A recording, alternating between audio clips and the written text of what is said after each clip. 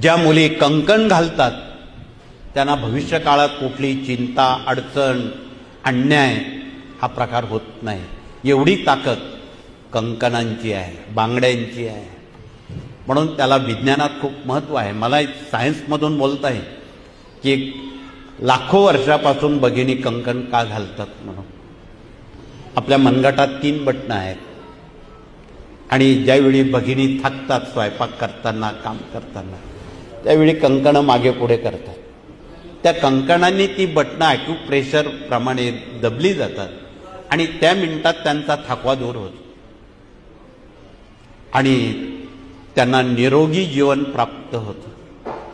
म्हणून पूर्वाचार्यांनी सायन्स, अध्यात्म याचा मेळ घालून भगिनींना कंकण हे मिसाईल दिलेलं आहे.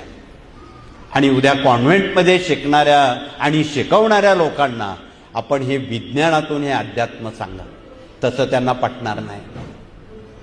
आणि आजपर्यंत जे जे अन्याय झाले असतील ते बिना कंकणाच्या माता भगिनींवर झालेले आहेत. आणि आमच्या ज्या भगिनी आहेत त्या झाशीच्या राणीप्रमाणे 9 कंकणं हातात घालतात. कोणाची हिंमत नाही वरती डोळा करण्याची.